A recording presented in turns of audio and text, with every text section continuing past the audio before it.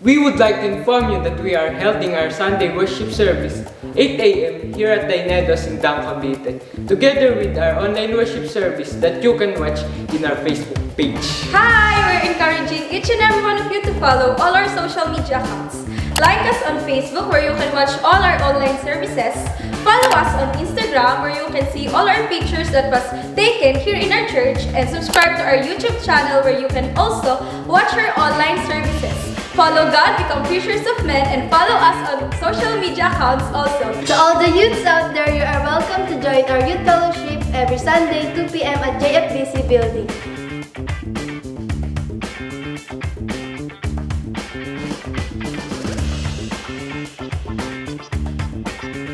See you!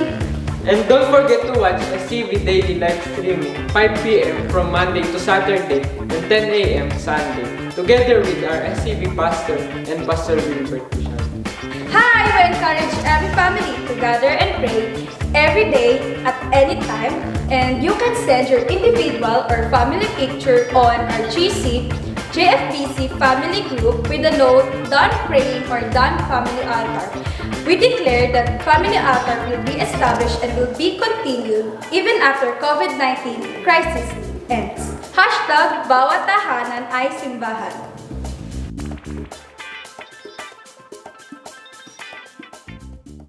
Here's how we can prepare for a meaningful and well-regulated worship service experience. First, gather everyone as a family. If you want to build a stronger relationship with one another, let God be the center of your family. Find a spot where everyone can see the screen of your phone, tablets, laptops, or TV.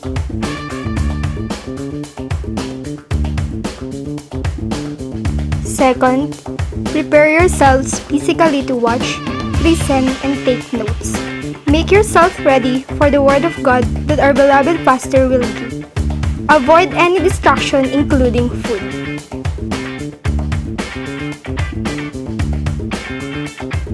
Third, get your Bibles. It is important to have your Bible and read it in order to deepen our relationship with Jesus and to understand different lessons written in it. It is best to read God's words firsthand.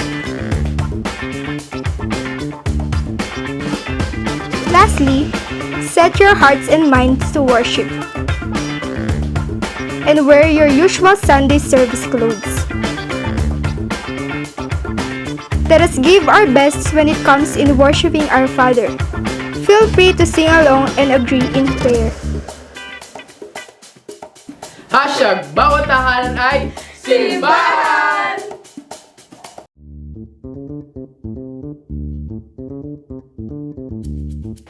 We would like to inform you that we are holding our Sunday worship service 8 a.m. here at Dainedos in Dang, Cavite, together with our online worship service that you can watch in our Facebook page. Hi! We're encouraging each and every one of you to follow all our social media accounts. Like us on Facebook where you can watch all our online services.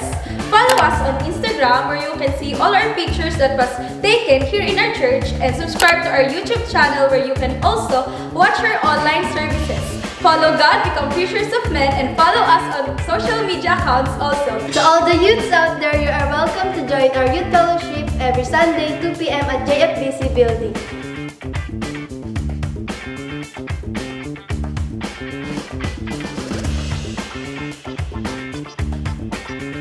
See you!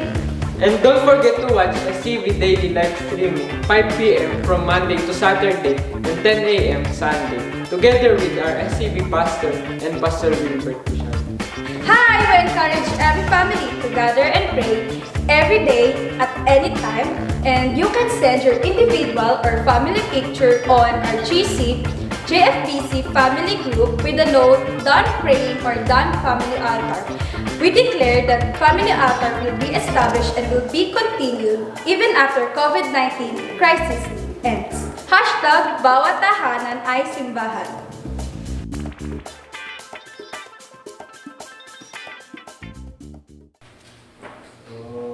Malapit na po ang birthday ko.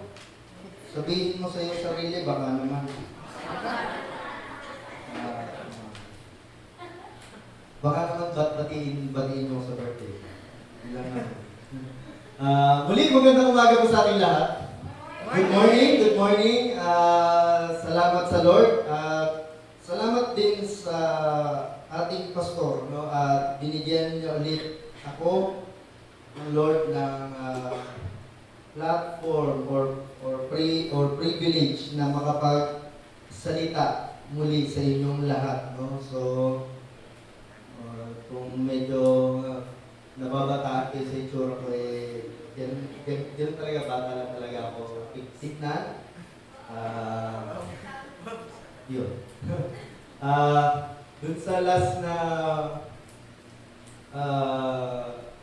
pastor maker or yung leadership building natin is isa sa mga na-realize ko sa buhay, ano. Sabi nga ay hindi pala lahat ng gwapo ay nag-aartista, no? Karamihan ay nagpapasto. Yun yung na-realize ko. Si Kuya Lloyd, yun din nasabi ko. Hindi lahat ng gwapo nag-aartista. Yung iba nag-president.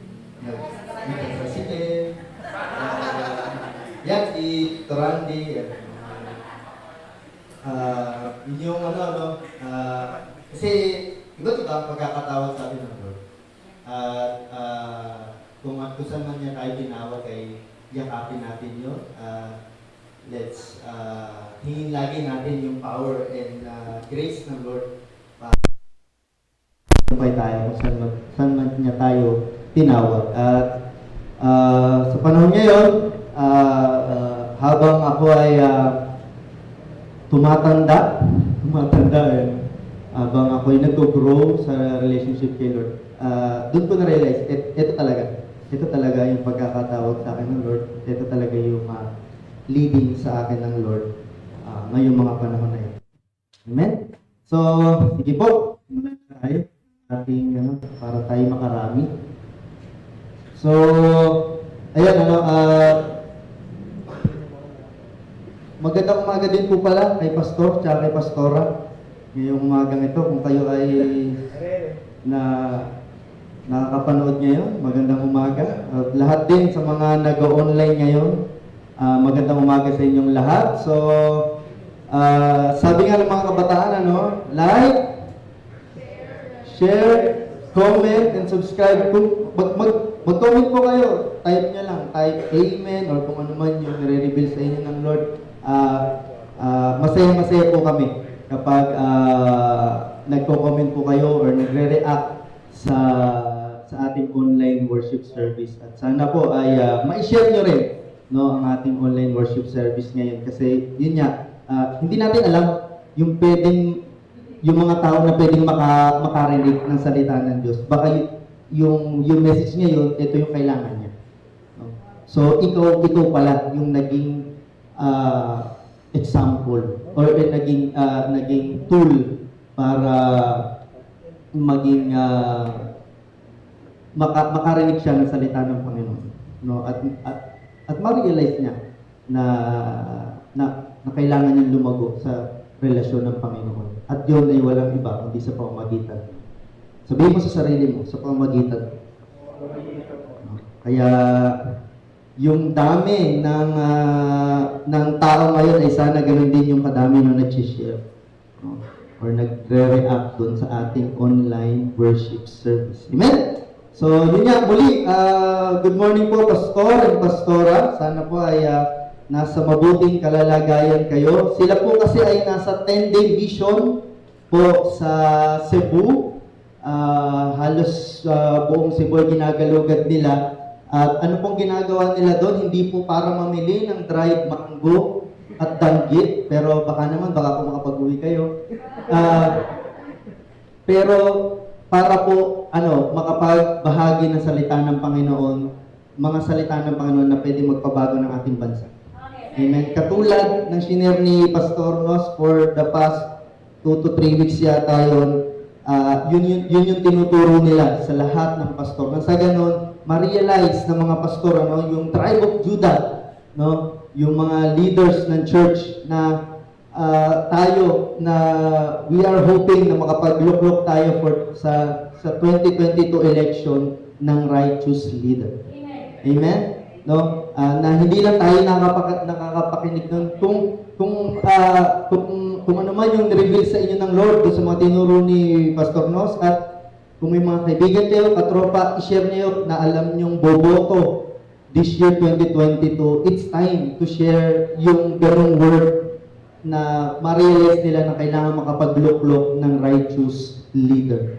No? At yun yung ginagawa nila ngayon kahit mainit, kahit nakakapagod, kasi napakaraming, kasi ilang beses na rin ako nakasama sa seminar na yan, and iba't ibang emosyon talaga yung pero at the end of the day, very fulfilling. Kasi nga, yung salita ng Lord ay nabukas yung puso at isipan ng bawat isa na lalo na nung mga pastor na makapagluklok na ang church or pili ng tamang leader sa ating bansa. At sana by year 2022, sabi nga ni Pastor Nos, wala nang pipila sa 500. Hindi talaga ako pipila sa 500, may nagbigay 1,000. Ang pinakamalaki daw po, sabi ni Pastor Wilbert na nagbigay na kandidato, worth 30,000 per vote, para lang dun sa boto ng tao. Bandang South daw yun. So ganun nila kadesperado yung isang kandidato para lang may luklok ang kanyang sarili doon sa pwesto na gusto niya, no? And sana ay hindi na tayo magpadala sa ganung uri, no? Baguhin na natin, no, ngayong 2022. Amen? Sabihin mo nga sa iyong sarili, I am a change agent. No, ikaw yung change agent. Sabi dyan, makalagay dyan. To disciple every believers in reaching the lost, strengthen their lives through apostolic teaching, and commission them to become the change agent. Kaya tayo dinidisciple, kaya tayo ini-strengthen ng ating mga buhay through apostolic teaching, and kino-commission tayo ng Lord or pinapadala tayo kung saan-saan to become what? The change agent sa ating sphere of influence. Kung nasan man kayo ngayon, nasa school man kayo, nasa kung ano mga trabaho nyo ngayon, that's your sphere of influence, and it's time to become the change agent. Amen? Sabihin mo nga sa iyong sarili, I'm a change agent. Ayun. And let's continue na ipag-pray na sana ay magtagumpay sila sa kanilang mission. At nakakatuwa ko, no? Ito yung nagagawa pag ikaw ay nakapagluklok ng righteous leader. This week lang po ay na-recognize po si Mayor Vico Soto ng Pasig. Sabi dyan is anti-corruption champion. Isa lang naman siya sa mga mayor sa buong mundo na nasa top. Bakit? Dahil siya ay anti-corruption ng kanyang gobyerno sa lugar ng Pasig. Sabihin mo sa sarili mo, sana all. No, sana lahat ng mayor ganyan. Alam niyo ba kung magkano ang natipid nila this year 2020? Kasi di ba 2019 siya naluklok. So, syempre, yung budget nung 2020, sila na yung bahala. So, yung nung buong 2020 at ngayon 2021, ang natipid nilang budget is nagkakahalaga po ng 1.2 billion pesos. Ganun nila natipid yung budget nila. Bakit? Napunta sa tama. Hindi sa ilan. Napunta kung saan dapat ilagay ang budget. No? At yun yung nangyari sa kanya. At kaya siguro, isa sa mga na-recognize ng US government na isa sa mga, sabi dyan, isa standard bearer for prioritizing anti-corruption and transparency in campaigns and office. He established an information and complaints hotline formally involve civil society organizations in the city's budgeting and policy making, and mandated a decrease in the value of all city government contracts to reduce bribery in the contract awarding process. So sa mundo kasi ng gobyerno, puro bribing yan. Sa ganun ay ikaw ay maipasok mo yung business mo or kung ano man, pero siya yan yung hindi against siya sa mga ganyan. No? So dinadaan niya lahat sa tamang proseso. At sana paano na luklok si Mayor Vico Soto diyan, kasi may mga tao, no, may mga churches na nagpray para sa kanya at tinulungan siya para mailuklok siya sa pwesto kung saan makaka-influence siya ng maayos sa kanyang community. And yun, pagiging mayor. Yun po ang nagagawa ng isang prayer. No? Sabihin mo sa katabi mo, prayer lang pala. No? Prayer lang pala ang solusyon. Kasi yun yung unang step no? Mapag-pray mo. Katulad ni Samuel, di ba? Nag-iiyak pa siya kay Lord Kasi di ba, wala nang yung lahi niya, hindi righteous. Tapos, nung nakapagluklok sila, nung si King Saul, nung una maayos, tapos nung bandang huli, hindi rin pala naging maayos. So, nag-iiyak na siya. So, nagpe-pray na siya kay Lord. Lord, ano nang gagawin natin sa ating bansa? Bakit ganito? So, pinatahan siya ng Lord, huwag ka nang mag-iiyak dyan. Magpunta ka na doon sa lugar kung nasaan nakatira si Jesse at piliin mo, no? Iluklok mo, i-anoint mo yung leader na pipiliin ko para sa Israel, and that is King David. Yun yung nangyari doon Saan nagsimula? Pananalangin. Amen? Speaking of pananalangin, talagang may pasok ko lang yung prayer no?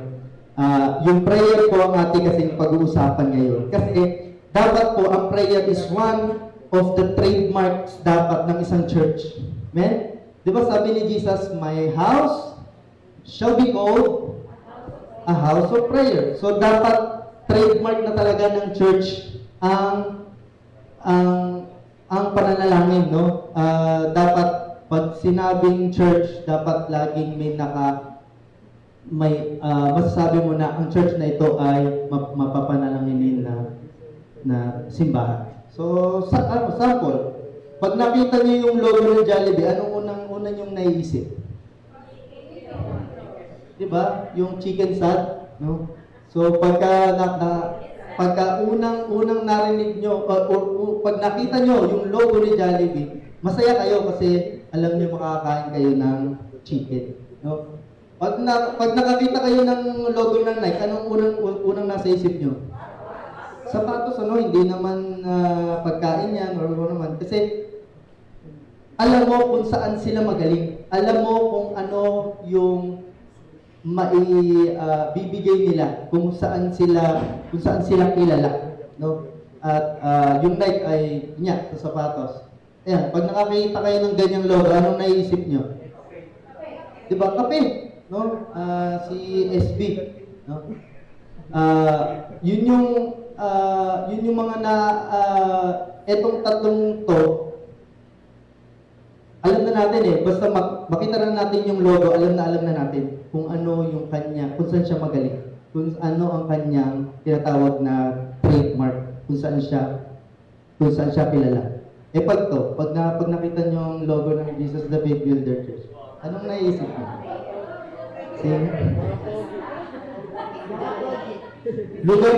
Lugar ng mga judgmental. Lugar ng mga pogi. Wow. Lugar ng mga ganda. Amen? Ganun, Pero more than sa mga bagay na yun, sana po ang Jesus the Faith Builder Church, sana pag nakita to, kahit na hindi nagsisimba dito or ma-realize nila na isa sa mga trademark natin as a church is prayer, no? Kaya kasi yun yung dapat na ginagawa talaga natin, no? As an individual and as a church, lalo na as a church, kasi napakatindi po ng kapangyarihan ng Lord kapag tayo ay sabay-sabay na nananalangin. Amen? There's power, no, when we pray together. Amen? So, ang mga churches may iba't ibang uri ng mga pananalangin yan. Merong iba, may mga hinahawak-hawakan pa ng mga bilog-bilog para maging effective daw yung prayer. Sige nga, paano niyo po masabi na effective ang isang prayer? Pag umiiyak, pag lumuluhod, katulad ng last week, pag tinaas ang kamay, pag yun nga, pag mayroong hinawakan na parang bilog-bilog, iikutin mo yun hanggang sa... Yung iba, umakit pa ng bundok para lang manalangin. Pero tayo as a church, no, as a true Christian church, what makes our prayer unusual? Kasi yung church po natin is tinawag tayo to be an unusual church, no? Kung tinawag tayo or kiniklaim natin na tayo unusual church, dapat yung prayer din natin unusual. Amen? Diba yun yung tinuturo sa atin, na-series yun ni Pastor Wilbert, The Church Unusual. At sana, yung kung talagang kiniklaim natin, no, we claim na tayo ay unusual church, sana po, even yung prayer natin unusual. Ngayon ang tanong, what makes our prayer unusual? Bakit ba? Paano natin masasabi na unusual? Ibang word sa unusual ay distinct, iba, no? Kakaiba ang ating pananalangin. Paano ba natin masasabi na unusual ang ating prayer? So, ready na ba kayo? Na malaman what makes our church, our prayer unusual? No? So, kung ready na kayo, tayo po lahat ay tumayo. At magbigay tayo ng galang sa pagbabasa ng salita ng Panginoon. Sabay-sabay natin basahin. No? Sige. 1, 2, 3, go! At that time, Herod the king laid violent hands on some who belonged to the church. He killed James, the brother of John, with a sword. And when he saw that it pleased the Jews, he proceeded to arrest Peter also. This was during the days of unleavened bread. And when he had seized him, he put him in prison, delivering him over to 4 squads of soldiers to guard him, intending after the Passover to bring him out to the people. So Peter kept in prison, but earnest prayer for him was made to God by the church. Now when Herod was about, on that very night, Peter was sleeping between 2 soldiers, bound with 2 chains and sentries before the door regarding the prison. And behold, an angel of the Lord stood next to him, and a light shone in the cell. He struck Peter on the side and woke him, saying, "Get up quickly!" And the chains fell off his hands. And the angel said to him, "Dress yourself and put on your sandals." And he did so. And he said to him, "Wrap your cloak around you and follow me." And he went out and followed him. He did not know why the angel was real, but thought he was seeing a vision. When they had passed first the second guard, they came to the iron gate leading into the city. It opened for them of its own accord, and they went out and went along one street. And immediately the angel left him. When Peter came to himself, he said, "Now I am sure that the Lord has sent his angel and rescued me from the hand of Herod and from all Jewish people were expecting."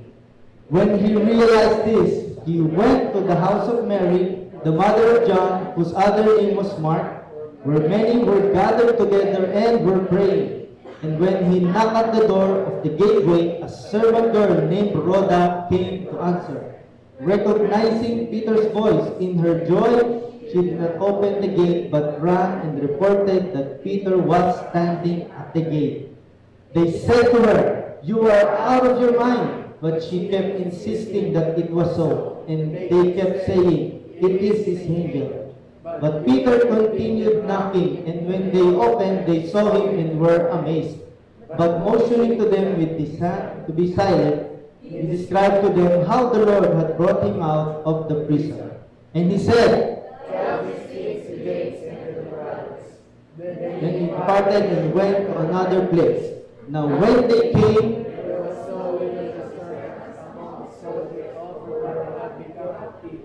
and after he had searched for him and did not find him, he examined the sentries in order that they should be put to death.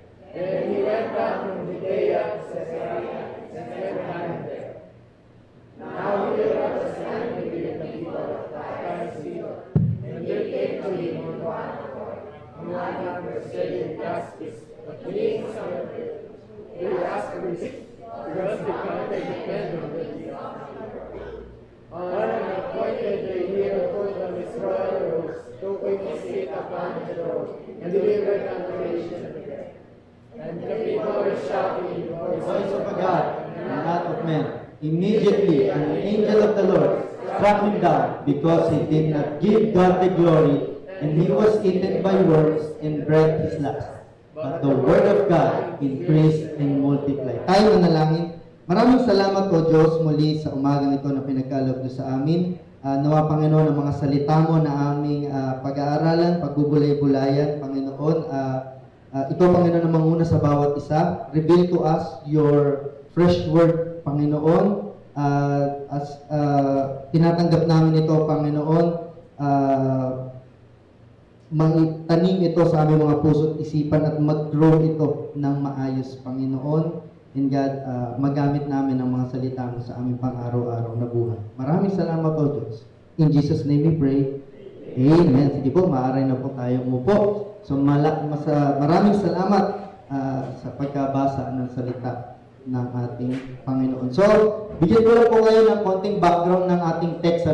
So, ang binasa natin is Acts chapter 12, verses 1 to 24. At ang pinag-uusapan natin dito is yung kwento ni King Herod at nung ng early church, no? Kasi nung nagsimula, 'di ba, si Jesus ay umakyat na papunta sa langit. So sinong nagpatuloy nung mission? Sino nagpatuloy? Yung mga tao dun sa upper room, 'di ba? So, nung nakatanggap sila ng kapangyarihan ng banal na Espiritu, they speak boldly the word of God doon sa Jerusalem, Judea, Samaria, at kung saan-saan pang lugar. So, and nung binabahagi nila ito, they experience what?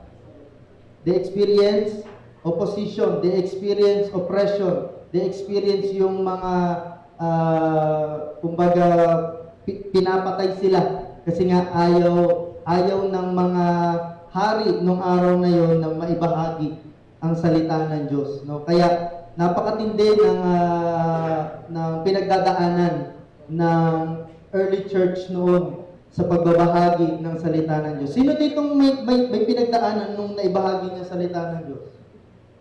Exactly, wala kang pinagdaanan kasi hindi pinagbabahagi ng salita ng Diyos. De joke lang. So, yun yung natin,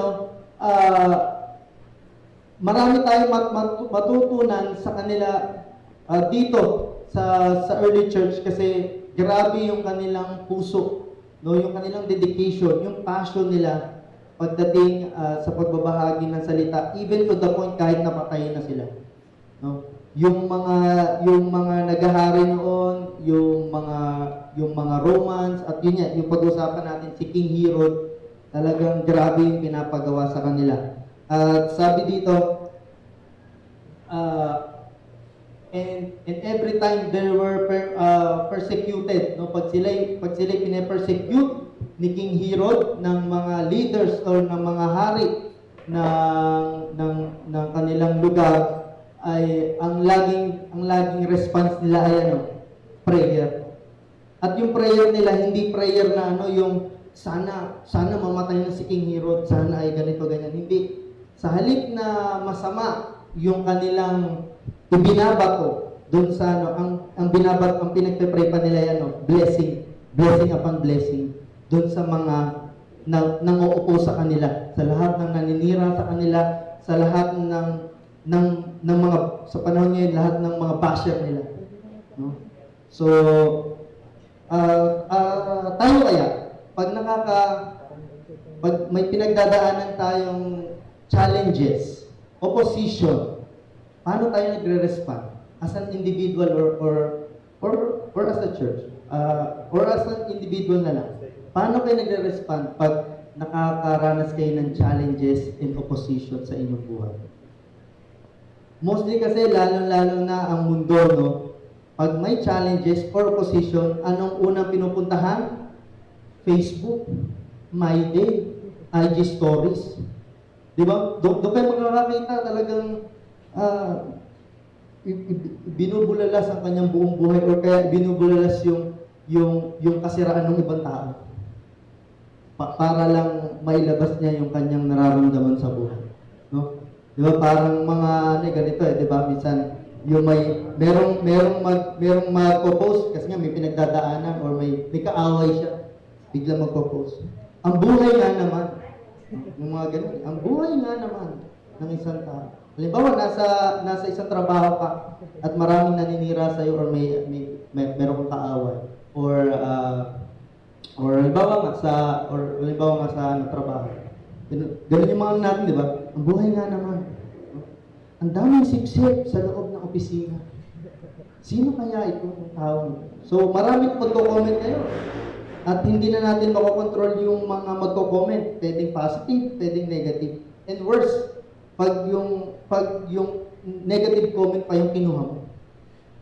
Ganun kasi yung kaisipan niya yun pag may pinagdadaan ng challenges and opposition. At I hope and pray dito sa church na yun, walang ganun. Sabihin mo sa iyong sarili, hindi ako ganun. No? Hindi tayo ganun. No? Tayo, ang unang respond natin, pag may challenges, pag may opposition sa buhay, anong unang respond natin? Prayer. Amen? Our first priority na ating sasabihin ng ating pinagdadaanan sa buhay is walang iba kundi ang ating Diyos. Amen? Hindi si Facebook. Hindi kung sino mang kung ano mang mga social media para lang maipsa ng iyong nararamdaman sa buhay. Our first response ay sana ay ang ating pananalangin or dapat ang priority natin ay ang ating Diyos. Hindi mag-rant, hindi magalit, hindi mag-retaliate, hindi mamuhay sa bitterness. No? Sana our first response is God, yung pananalangin sa ating Diyos. So, sana ganito yung ating mindset, no? As an individual and as a church. So, when challenges or opposition comes, where do you anchor your hope? Saan mo inilalagay ang iyong hope, no? Pag may mga challenges ka sa buhay? No, sana ay sa Lord at hindi sa kung ano namang bagay. Sana po hindi last resort ang Lord. Halimbawa, meron kang mahal sa buhay na or ikaw mismo na may pinagdadaanan sakit. Minsan at kadalasan last resort na lang si Lord. 'Di ba? Kung kailan malalagutan na ng hininga, doon pa lang magpe-pray. Pero buong buhay niya habang may sakit siya saan kung humahanap ng pag-asa kung saan mga bagay. Sana our hope, we anchor our hope, no? Dapat ang first priority is si God. Amen? Our first priority is yung prayer natin sa ating Panginoon, no? Your first and only choice is prayer. Amen? Sabihin mo ulit sa iyong sarili, prayer. No? So, kasi pag sinabi mo, pag inuna mo, yung ganung bagay, yung pananalangin sa Panginoon, para mo na rin sinasabi na yung provision na kailangan ko, yung healing na kailangan ko, yung lahat ng ng lakas na kailangan ko dun sa challenges or opposition na pinagdadaanan ko ay nakabase sa Diyos na pinapaniwalaan ko. Yun yung dapat maging mindset natin. Hindi dapat muna sa iyong sarili. No? Hindi ang puso mo pag ikaw ay may pinagdadaanan ay kaya ko na ito mag-isa. Kaya ko to ng ako lang. No, sana ang ating response, ang ating hope, yun nga, ay sa Lord. Sana ganun yung ating mindset. Our first and only choice is prayer. No? Laging pananalangin sa ating Diyos. Hindi lang yung ang mga prayer natin, minsan kadalasan ang mga prayer, alam ko naman, wala na dito sa church natin. Pag mananalangin lang, yung para bang panalangin na hanggang bubong lang, yung parang, Lord, maraming salamat, in Jesus' name, amen. Mga ganun. O kaya pagkakain, Lord, maraming salamat sa pagkain, in Jesus' name, amen. No? Hindi naman masama yun, pero parang hindi na personal. No? Hindi nagiging personal na yung ating pananalangin. Parang ang lumalabas na lang ay parang ang tingin natin sa Diyos ay si God ay isang genie. Diba? Minsan mananalangin lang tayo pag may kailangan. Lord, kailangan ko ng ganito, kailangan ko ng ganyan, kailangan ko ng trabaho, kailangan ko ng magandang grade. No? Parang, di ba, Lord, gawin mo naman 95 yung 75 ko. Diba? May mga gano'n na Talagang dinedeclare mo pa. I declare ngayong mga oras na ito, yung 75 ko magiging 95 in Jesus' name. Sana ay yung ating mindset sa pananalangin is dapat personal. No? Very personal, very intimate. Doon mo masasabi na talagang priority mo ang Lord sa iyong buhay. Amen? So, katulad ng early church na ito, nung sila'y nakakaramdam or nakakaranas ng opposition, challenges, and persecution, ito yung ginawa nila. Sabi sa Acts chapter 12 verse 5, sabi dito nung sila ay pinipersecute ni King Herod. Si King Herod pala dito ay si King Herod Agrippa. No? Hindi ito yung King Herod na nung panahon na bago ipanganak si Jesus. Yung King Herod na yun ay lolo na niya dito sa Acts chapter 12. No? So, dalawang King Herod na yung dumaan. Yun nga, yung una, yung bago si Jesus, si King Herod the Great, yung nagpapahanap, di ba, pinapapatay lahat ng mga lalaki ng, di ba? Yun, si King Herod the Great. Pangalawa, si King Herod Antipas. Yun yung naging pangalawa nun nung nabubuhay na si Jesus nun. At nung nawala na rin si King Herod Antipas, ito na yung pumalit. Si King Herod the Agrippa. At ito, ganun pa rin. Kung gaano nag-opposition yung King Herod noon, yun pa rin sa panahon niya yun. Grabe yung yung pagpapasa ng legacy nung panahon na yan at naipasa dito kay King Herod de Agrippa na pinipersecute niya yung the way. Ang tawag kasi sa early church na yung the way, no? Yun yung tawag sa kanila. At ito yung response nila. Ito yung response ng church nung nakakaranas sila ng persecution. Sabi diyan, so Peter was kept in prison, but earnest prayer for him was made to God by the church. No? Ang unang response nila, no, ng church is manalangin. Kasi kung mababasa natin dito, paano ba napunta si Peter doon kay King Herod? Sabi diyan, about that time, King Herod the king laid violent hands on some who belonged to the church. No? So, ginawa niya, pinatayin na niya si James, the brother of John. At nung nakita ni King Herod na tuwan-tuwa yung mga Jews, no? Tuwan-tuwa yung mga Hudyo na pinagpapapatay, yung mga Kristiyano ng mga oras na yun, talagang ginanahan siya ng ginanahan na pagpapatayin ng mga Kristiyano noon. Kaya pinahuli din niya si Peter. At ito, sabi diyan, this was during the days of unleavened bread. Pero yun nga, ang ginawa nila, nung nasa prison, no, pinaparusahan na si Peter, kasi kinabukasan niyan, or sa mga makalawa, ay bibitayin na si Peter, or papatay na nila. At ang ginagawa ng mga soldiers noon, sabi dito, ang pagbabatay kay Peter, sabi diyan, 4 squad, delivering him over to 4 squad of soldiers to guard him. Ibig sabihin, yung nagbabantay sa kanya is 4 na tao na 4 na beses sa isang araw. Kumbaga, 16 sila. So, paano ba natin hati-hatiin? 24 divided for 6. 6 hours per guard, per 4 guards. Kaya, 4 sila, bawat kanto. Nang sa ganun, hindi talaga makatakas si Peter.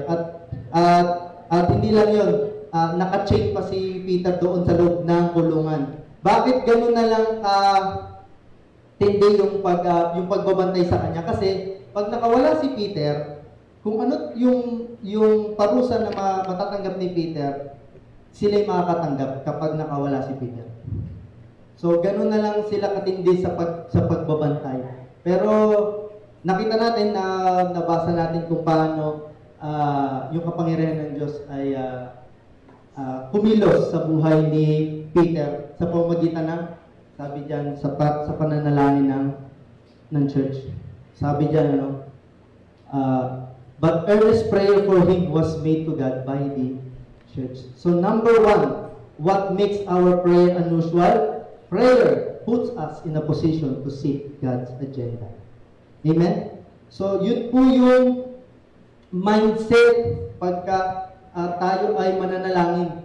Katulad ng mindset ng early church.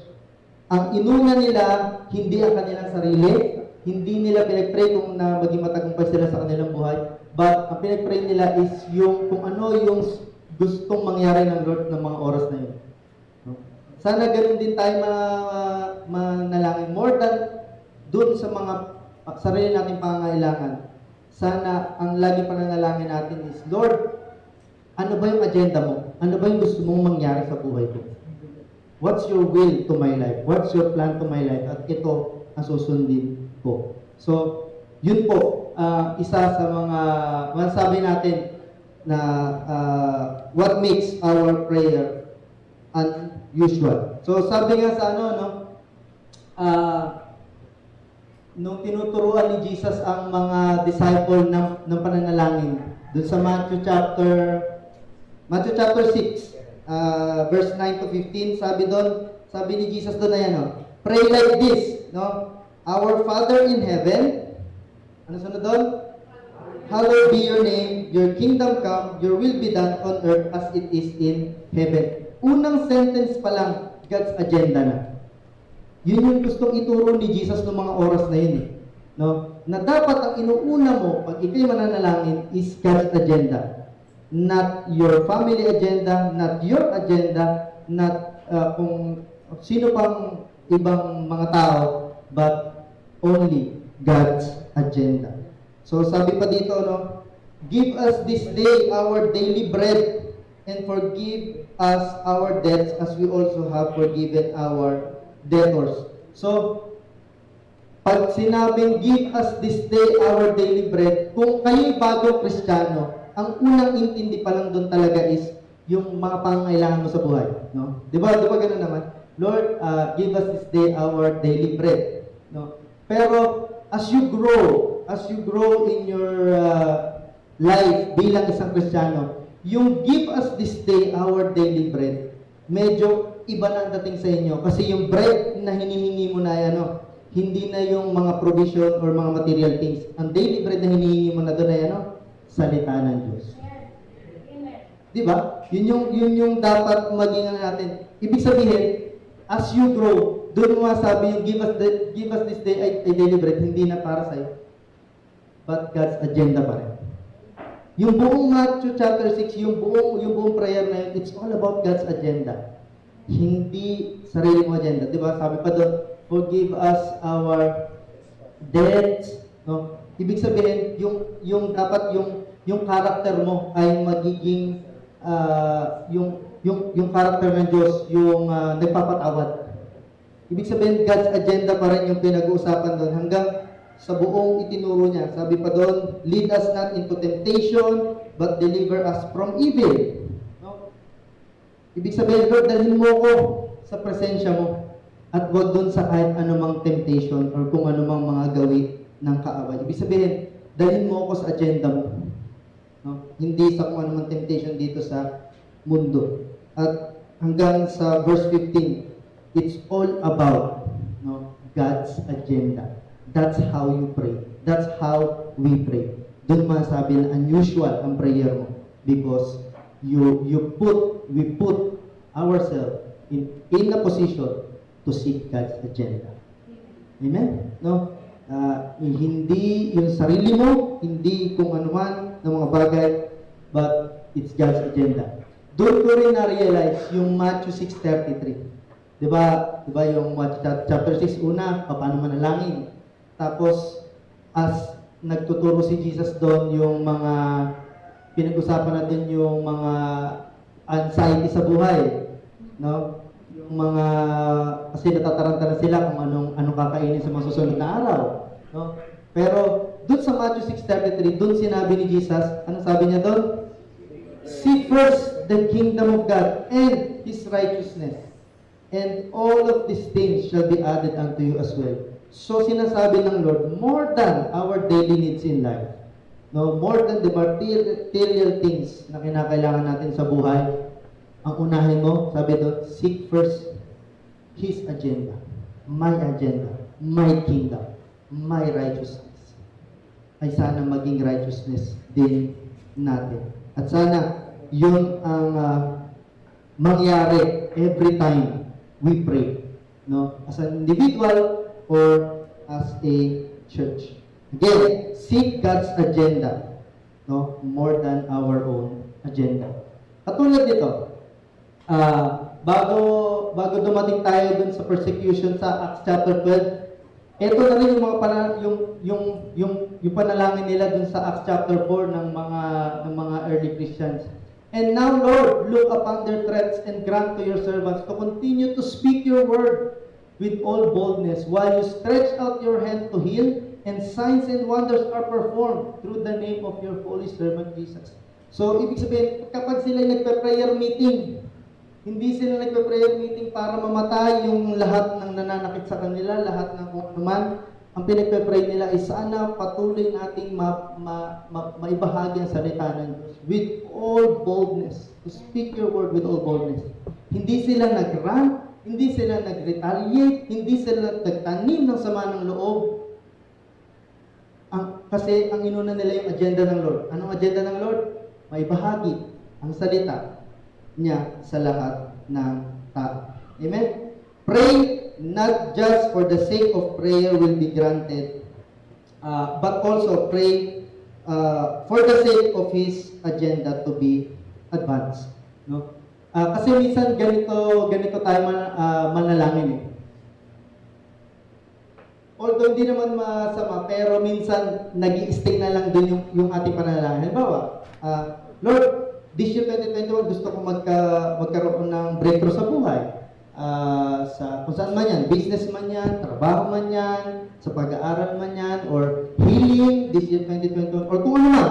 Yun nga lang, madalas ang nangyayari, nananatili lang doon. No? Nananatili lang doon, not knowing na yung dapat, yung panalangin natin is more than that. No? Yung panalangin natin ay, halimbawa, kung gusto mong humingi ng healing, dapat yung mindset mo, Lord, bigyan mo ako ng healing ngayon kasi alam ko, kapag malakas ako, may advance ko pa ang kingdom mo. No? Hindi yung para lang mapagaling ka lang. No? Bisa kasi ganun lang tayo manalangin at wala nang dito. No? Sana ay nananalangin tayo more than doon sa request granted, but it's all about yung nag-grant ng panalangin mo. It's more than the request, but it's all about the one who give the request, and it is God, no? Na Lord, mangyari yung iyong agenda. Bawa, Lord, payamanin mo ko kasi hindi lang, kasi minsan na mindset natin, kaya ka gustong mayaman kasi nga para umangat sa buhay. Ganun, hindi naman masama yan.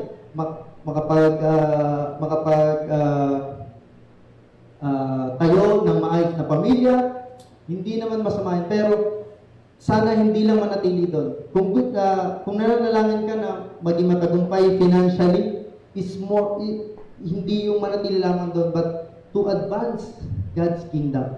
No? Doon sa pagsama ko sa grupo nila, Pastor Nos, nakakatuwa yung mga pastor, si Pastor Archie, si Pastora Eugene, tsaka yung nagpakain sa amin na pastor sa Naik, Pastor Ray ba yun?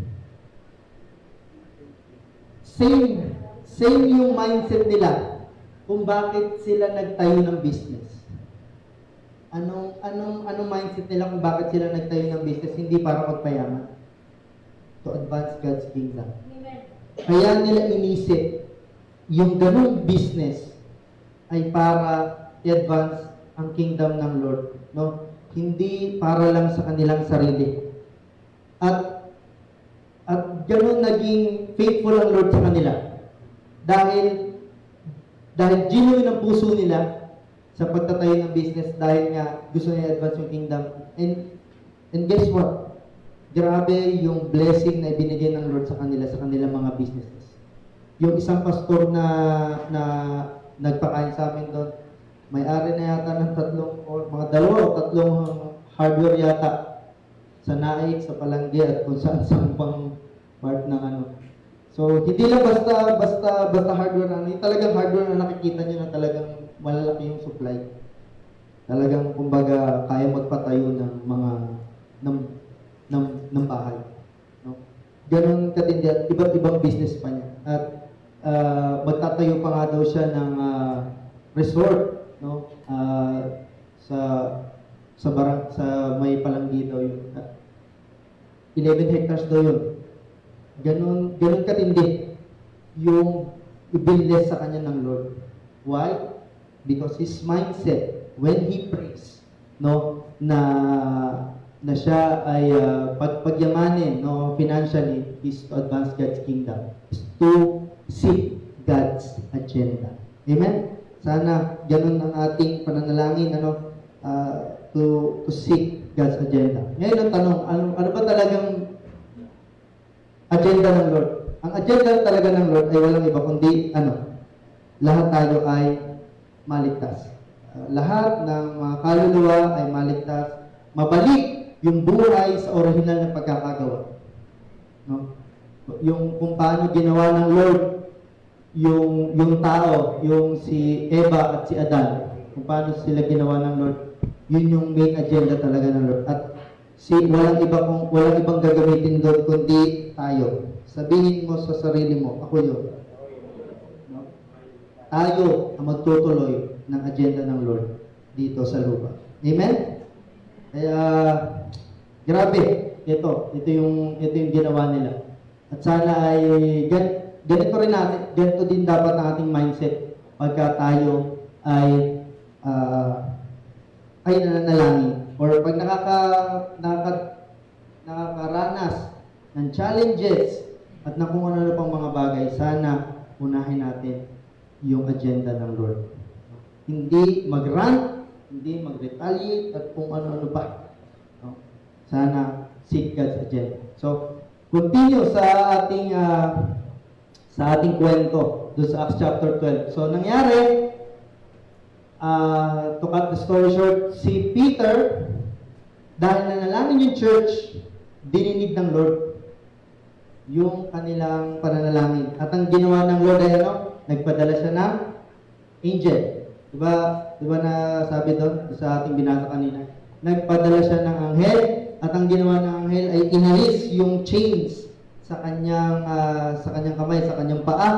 At ang nangyari doon ay nakatakas sila. To cut the story short, nakatakas sila. No? Sa tulong ng angel of the Lord, nung nakatakas na siya ay umalis na rin yung angel, no? So nung naitakas na siya ng angel, so bumalik na ulit ang angel kay Lord, no? So tapos na yung mission ko ngayong oras na to, babalik na ako sa Lord. Kaya sabi niya dito sa verse 11, when Peter came to himself, nung na-realize niya, akala niya kasi na naginip lang siya. So, na-realize niya, wala na siya doon sa poder ni King Herod, wala na siya sa kanyang kulungan. Sabi niya dito, now I am sure that the Lord has sent His angel and rescued me from the hand of Herod and from all that the Jewish people were expecting. Itinakas ako ng Lord mula sa kamay ni King Herod at kung ano man yung ini-expect ng mga Jews sa akin. At yun ay, kasi nag-expect na kinabukasan ang mga Jews na siya ay papatay na and bibitayin na. So number 2, what makes our prayer unusual? Prayer, sabi dito, puts us in a place to experience God's power. Amen? Grabe yung kapangyarihan ng Diyos, ano? Nag-pray ka lang, nagpadala ng angel para makatakas ka. Para makatakas ka sa pinagdadaanan, doon sa persecution. Nakatakas si Peter to. So, ibig sabihin lang nito, no? The power is not in the prayer, no? But in the person behind the prayer. Kaya nangyari yung pagkakatakas ni Peter kasi maayos yung relasyon ng church sa Lord. No? Kasi sa totoo lang, kahit hindi ka naman manalangin eh. Di ba? Kahit hindi ka naman manalangin, pwede kang magtagumpay sa buhay. Bakit ko nasabi? Kasi marami namang hindi naniniwala sa Lord ay tatagumpay sa buhay. Di ba? Tama. Pero, bakit natin kailangan pang manalangin? Isa sa mga rason kung bakit kailangan pa natin manalangin is for us to experience God's power. Doon mo masasabi kasi na pag ikay nananalangin, yung hope mo na kung bakit nagtagumpay ka sa buhay ay dahil nanalangin ka sa Diyos. Kasi kung hindi ka nananalangin sa Diyos at ikaw ay nagpakasipag, nagpakatalino sa buhay, nagtiyaga, talaga namang magiging maayos ang iyong buhay. Yun nga lang, yung recognition ay saan napupunta? Yung glory ay saan napupunta? Sa sarili mo. Kasi buong buhay mo hindi ka naman nananalangin. Kaya doon mo sabi, kung ikay nananalangin at nangyari nga nagtagumpay ka sa buhay, doon mo masabi sa sarili mo na kaya ako nagtagumpay, kaya ako nakarating sa ganitong uri ng buhay ay dahil sa Diyos na pinapaniwalaan ko. Dahil yung tamang relasyon na meron ako sa Panginoon. I experience His power. More than the prayer, it's all about the person behind the prayer, and that is God. No? Kaya ganun yung nangyari doon sa early church. Nangyari yung pag-rescue kay Peter kasi nga nanalangin sila. At doon nila nasabi na-amaze sila. Kasi nung mga sumunod na kwento, 'di ba si Peter nakawala na. So anong ginawa ni Peter? Nagpunta siya sa House of Mary. Nasaan ba 'yun? Ayan. He went to the house of Mary, the mother of John, whose other name was Mark, where many were gathered together and were praying. Habang nanalangin sila, no? Patuloy silang nananalangin noong mga oras na yun na si Peter nga ayan. And nagulat nga sila, habang hindi pa tapos sila manalangin, tinutupad na pala ng Lord ang kanilang panalangin. At si Peter nga ay nakawala na. Si Peter ay nandun na. Sabi diyan, kumakatok si Peter at nakita nung servant girl si Rhoda. At sa sobrang excitement ni Rhoda, hindi niya hinarap si Peter. No? So sobrang, nung sumilip siya sa gate, ay, si Peter! So ang ginawa niya, sa halip na buksan yung gate, nagtatakbo muna siya sa loob. Sa halip na, papasukin na si Peter, so sobrang excited niya. She did not open the gate, but ran and reported Peter was standing at the gate. Ganun tayo pag-excited. Nawawala yung focus. No? At nagulat sila. So sabi ng mga, nung mga nagpe-prayer meeting, sabi kay Rhoda, "You're out of your mind." Pero sabi ni Rhoda, she kept insisting that it was so, and they kept saying, "It is his angel." No? Hindi yan si Peter, baka yung angel ng Lord yan. Pero si Peter, sabi ni Peter, Uy, eto na ako. Nandito na ako. Tinupad na ng Lord ang inyong panalangin. No? And when they opened, they saw him and they were amazed. Na-amaze sila kasi nga, ganun pala katindi pag ito'y nananalangin. Yung pananalangin nila sama-sama. No? As a church, kaya yung mga sinesend po ni Pastora Mabi na mga prayer items, sana po talaga na ipapanalangin natin yun sincerely. No? Talagang, kasi iba talaga ang panalangin pag sama-sama. No? At ganoon yung nangyari kay Peter ng oras na yun.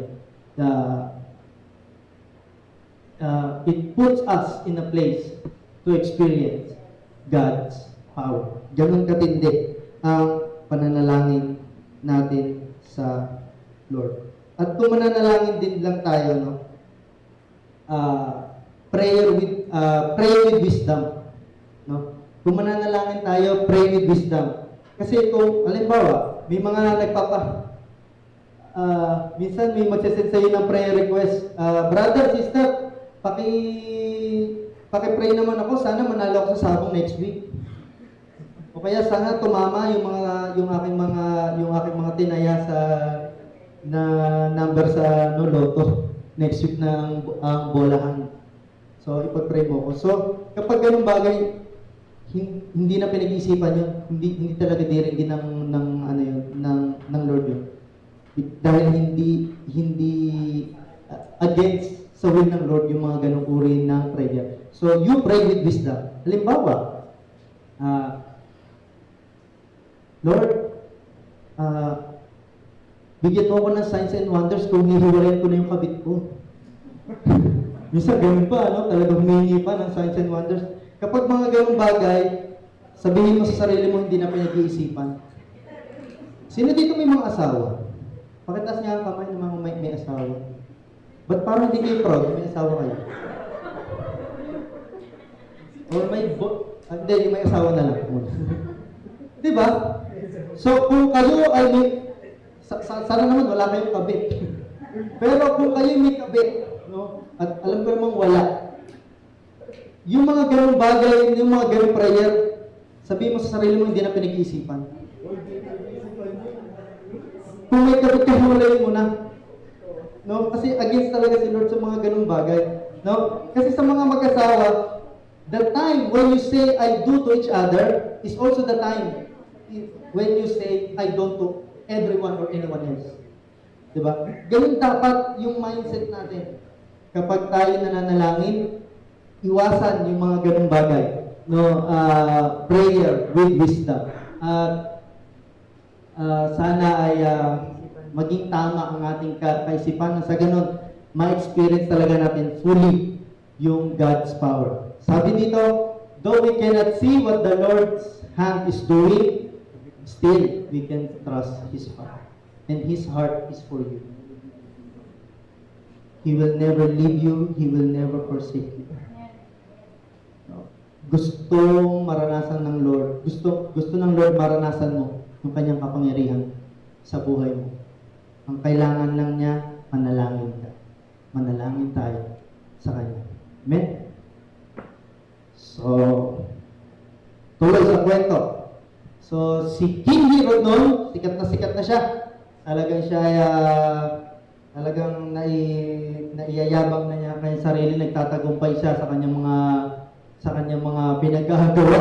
Sabi dito, on an appointed day, Herod put on his royal robes, took his seat upon the throne, and delivered an oration to them.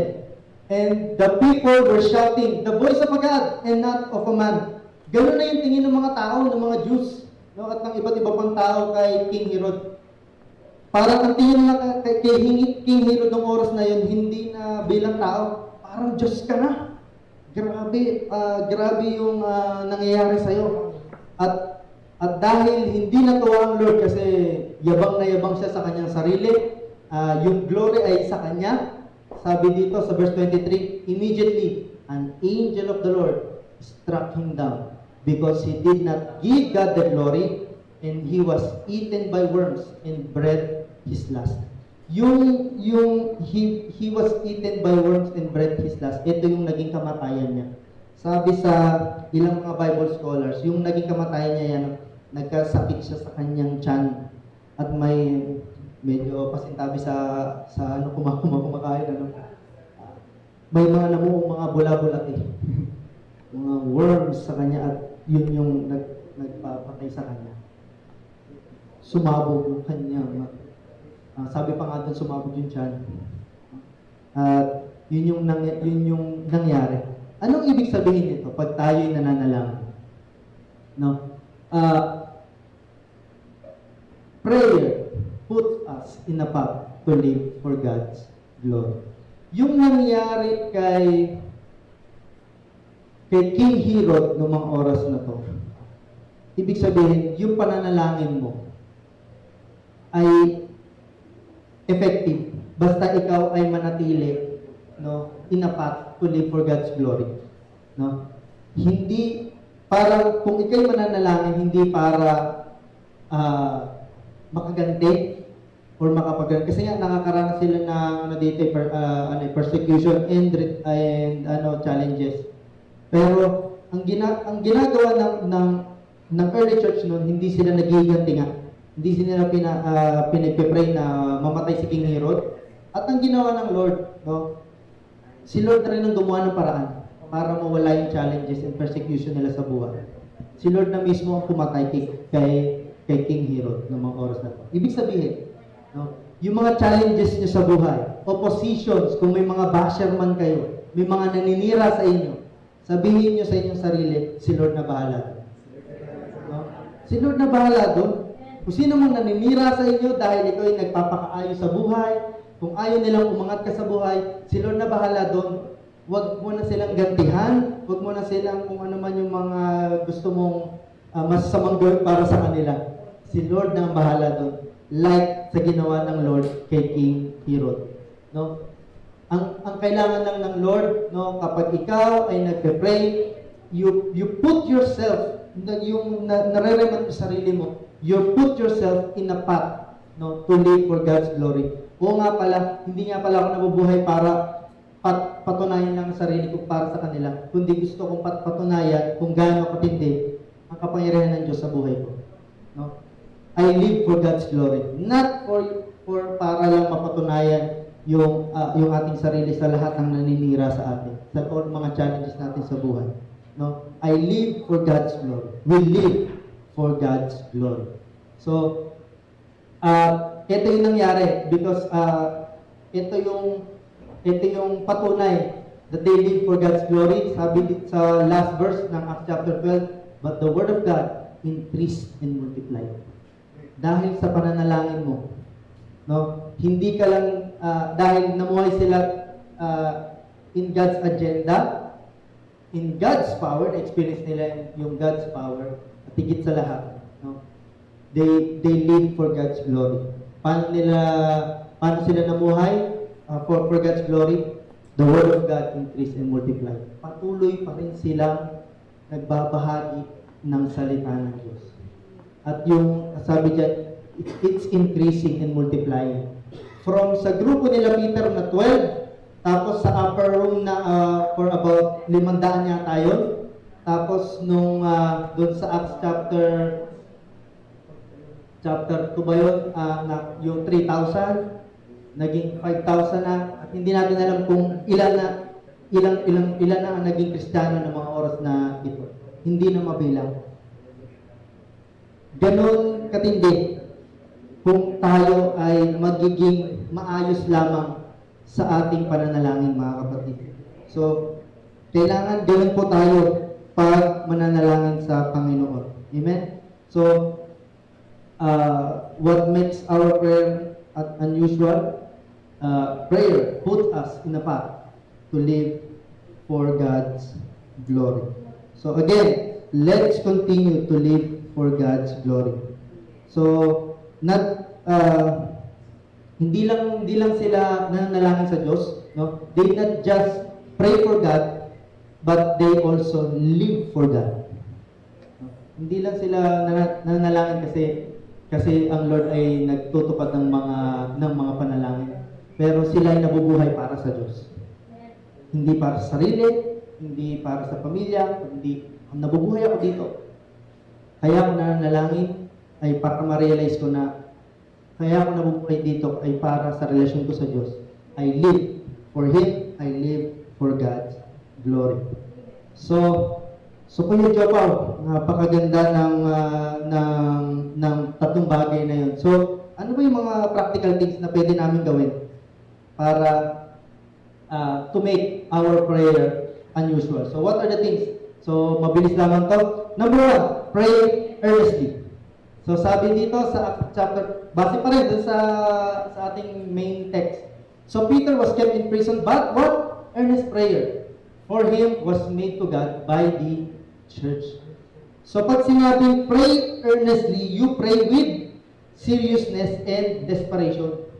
Yun yung sinasabi natin na dapat talaga pag nananalangin tayo, si Lord yung priority natin, yung talagang punong-puno ng passion and seriousness. Hindi naman sa sinabing iiyak ka or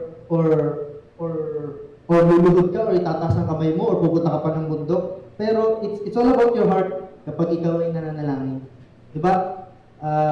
From the abundance of your heart, no? The Facebook post, no? Kung ano yung linalaman ng puso mo, doon makikita kung ano ang Facebook post mo. No? From the abundance of your heart, your mouth speaks, your prayer speaks. No, sana ay ganun po tayo pag mananalangin. Ito yung mga simple na bagay na pwede natin gawin. Pray earnestly. No? It's an attitude of prayer, no? na dapat mangyari sa atin, yung earnest prayer. Amen? So parang wala ka yung dapat ang mindset is wala ka ng ibang choice kundi manalangin. Amen? So dapat ganun yung ating mindset. Praying earnestly to God means pouring our hearts out to Him completely. Number 2, pray together. Yun yung ginagawa natin. Yung family altar. Yung lagi natin pananalangin. Every gantong mga oras pag Sunday service, we pray together. Kaya dyan sa Acts chapter 12, verse 12, when he realized this, he went to the house of Mary, the mother of John, whose other name was Mark, where many were gathered together and were praying. Maraming nananalangin ng mga oras na yun. At sila ay naging effective yung kanilang prayer because they pray together. At nagpapasalamat tayo na yun yung nagiging ginagawa na natin ngayon. Kasi ang isang goal plan ng JFBC ngayong year is for us to establish the culture of prayer. Kaya tuloy-tuloy tayo, di ba, yung ating family altar na tinatawag at yung mga sinesend ni Pastora Mabik ng mga prayer items. Sana nga ay nagagawa natin yun ng maayos and we pray to it with seriousness. No? And hindi natin alam kung saan tayo pwedeng dalhin ng Panginoon when we pray together. Grabe. Katulad nga yung ating sinare kanina, yung church sa Pasig, nakapagluklok sila ng tamang leader because they pray for it. At grabe yung nangyayari ngayon sa lugar nila. Even doon sa lugar ng Taguig, 'di ba yung kinukwento nila Pastor Nos? Yung ang mga Cayetano na yung nag-lead nung si Mayor Lani Cayetano na yung nag-lead nung doon sa Taguig. Grabe yung pagbabago. Kasi yung mga pastor doon pinag-pray talaga nila. ng talagang makapagluklok. No? Only city sa Metro Manila na walang casino. Grabe, no? Only city. No? Kasi halos lahat, Pasay, Manila, Makati, makikita sa ano pa, kaya yung Okada tsaka Soler, unang inoffer talaga nila yun sa Taguig, sa BGC. Pero tinanggihan sila ni Mayor Lan. Kasi may casino. At yung casino doon iba't iba na yung magiging resulto. Prostitution at kung ano-ano pa. Kaya doon nagsilipa na sila doon sa Bay Area.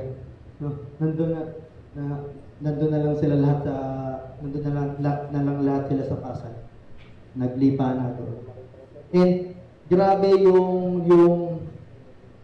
yung pangyayari na yun dahil they live in righteousness. Yung city nila is they live in righteousness. Grabe yung nangyari. No? Yung lupa, yung mga unit sa BGC, 4 na beses, o 5 beses may compare mo sa ibang mga unit sa ibang city sa Metro Manila. Kasi nakapanood ako ng isang beses, may nagbebenta ng bahay. No? Yung isang, same lang yung condo. Yung condo unit sa Pioneer sa may Ortigas at yung condo rin sa BGC pareho lang naman. Pero yung worth nung bahay doon sa may Ortigas 50 million. Alam niyo kung magkano ang worth doon sa BGC sa Taguig? 200 million. Same lang yung amount, pero grabe yung amount nung unit doon. So, ganun pinagpala ng Lord. No? Ganun katindi yung work na nung city. No? Kapag ikaw ay nakapagluklok ng tamang leader. At mangyayari lamang yun when we gather together, we pray together. Amen? And lastly, pray unceasingly.